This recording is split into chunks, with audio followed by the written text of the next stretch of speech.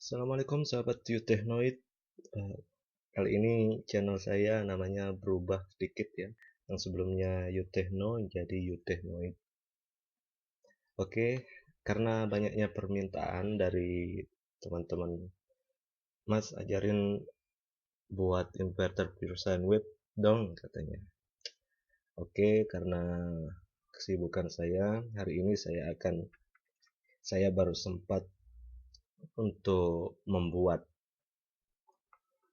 pure sine wave, membuat tutorial untuk teman-teman yang request.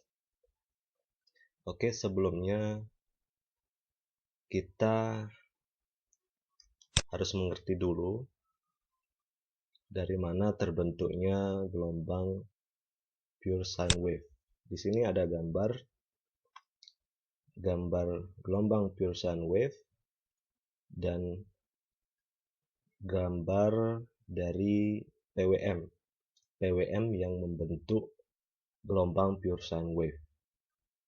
Pure sine wave di inverter itu sebenarnya terbentuk dari gelombang PWM atau gelombang pulsa dengan duty cycle yang berubah-ubah sesuai dengan bentuk gelombang yang diinginkan. Dalam hal ini adalah gelombang pure sine wave.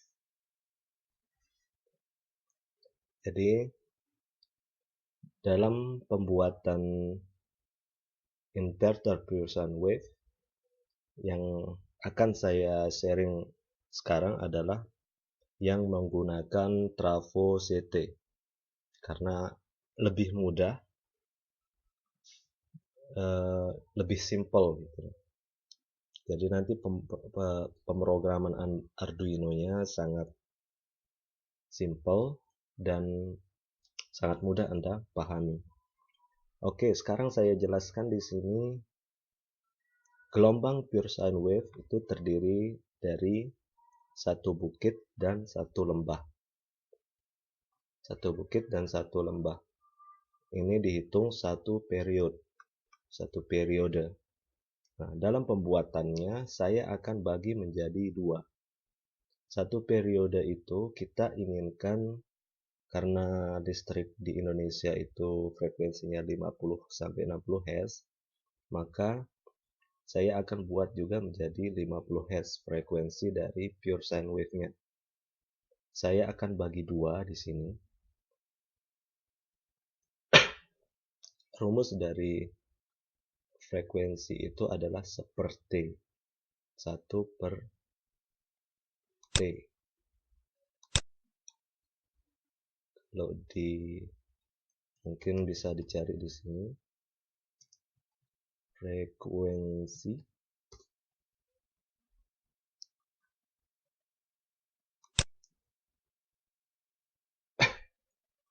nah untuk menghasilkan 50 Hz Anda bisa lihat di sini periodenya 20 milisecond. Kalau dijadikan microsecond menjadi 20.000 microsecond untuk satu periode. Untuk satu periode, satu bukit, satu lembah. Ini menghasilkan 20.000 mikrosecond. Jadi waktu yang ditempuh itu 20.000 mikrosecond untuk mencapai satu periode. Kalau saya bagi dua, berarti masing-masing 10.000 mikrosecond. Oke, 10.000 mikrosecond. Nah, sekarang saya menggunakan sebuah program ini. Ini adalah penghasil gelombang gelombang sine wave ya, menggunakan PWM. Ini adalah sampel duty cycle ya di sini. Jadi 36 nilai PWM-nya nanti akan menghasilkan duty cycle dari angka-angka yang ada di sini. Dan angka-angka yang ada di sini itu nanti setelah difilter akan membentuk sebuah gelombang sinus seperti ini.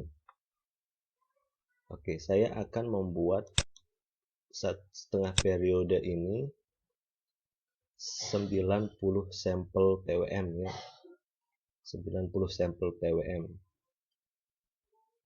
Saya akan isi di sini 90 sampel PWM.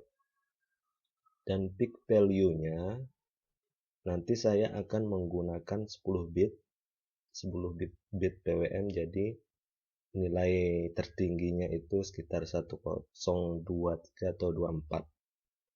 Saya gunakan di sini 1023 untuk peak value-nya mencapai ini, nilai teratas dari gelombang sinus ini.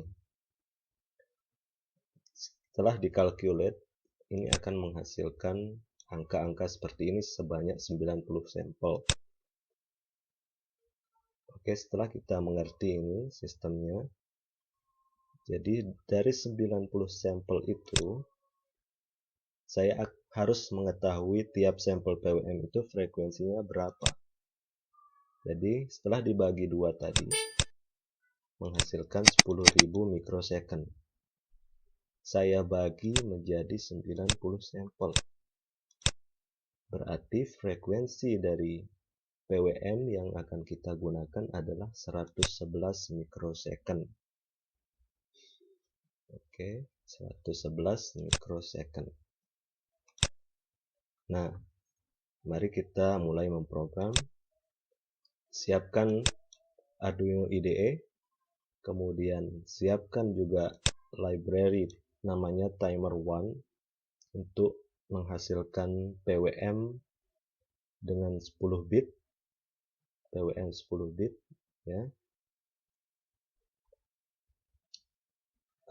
Di port 9 dan 10.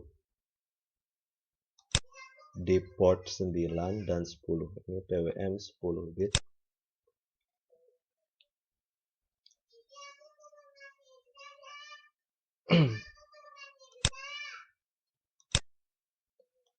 Oke.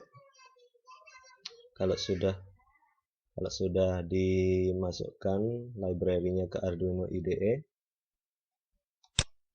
masukkan sampel yang sudah didapatkan tadi, ini di copy, di paste di sini di sebuah variabel array. Kemudian ini saya buat variabel x untuk counting dari data ini. Kemudian hal f ini saya gunakan sebagai inisial untuk setengah gelombang 1 dan setengah gelombang 2.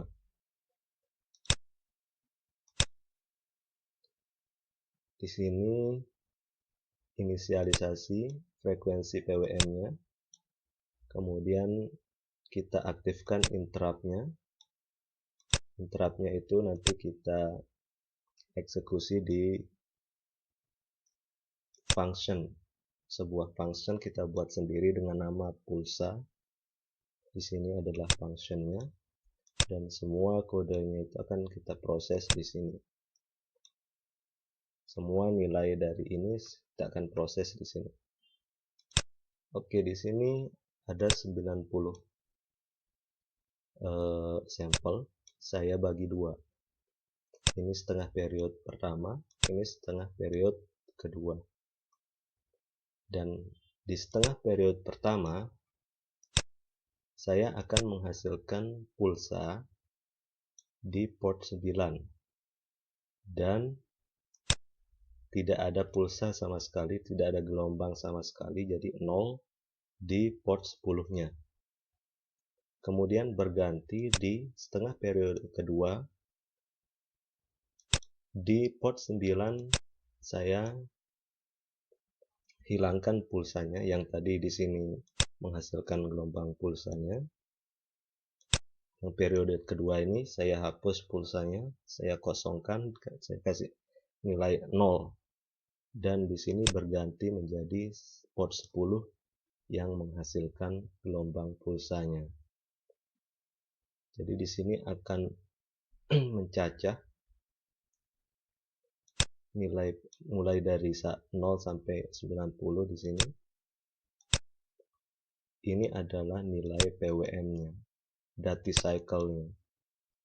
Jadi semakin membesar duty cycle-nya, setelah mencapai puncak mengecil kembali, seperti membentuk sebuah gelombang sinus.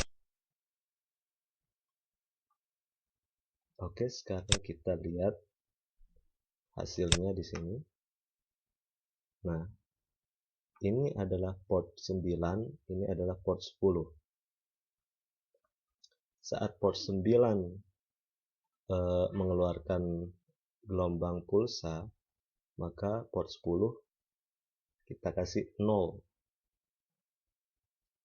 Kenapa begitu? Karena nanti ketika Anda menggunakan trafo CT, kalau dua-duanya aktif, maka MOSFET Anda akan gosong. Jadi harus satu-satu biar gak tabrakan.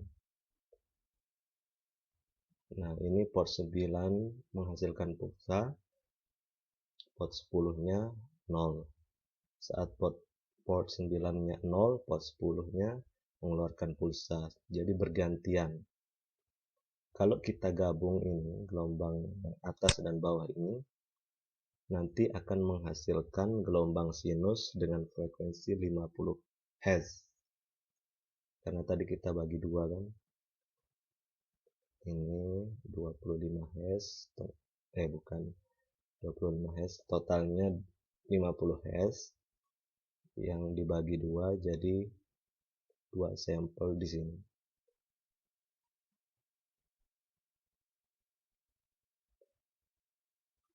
Oke, ini sebelum difilter, ini setelah difilter. Terus bagaimana cara memasangnya di trafo? Jadi dari output ini Anda akan sambungkan ke MOSFET.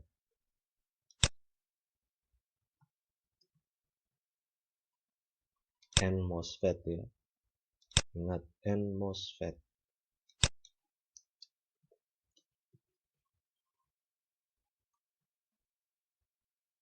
Ya enggak. IRF.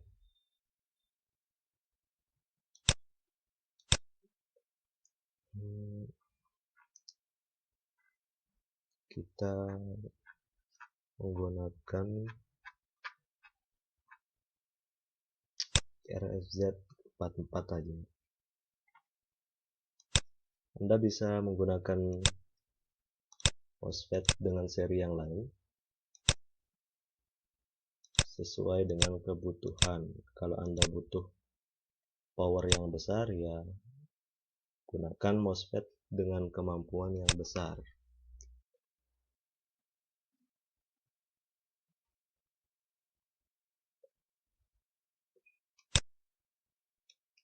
Transformer.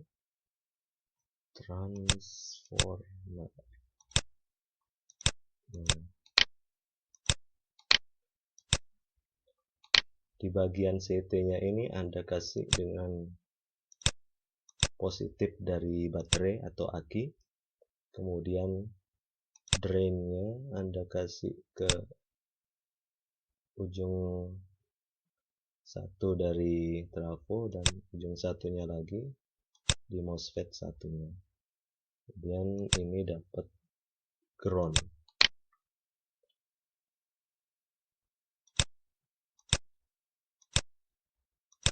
Oke, nanti di sini keluarannya Anda harus kasih sebuah filter berupa kapasitor. Kapasitor bisa Anda gunakan adalah sekitar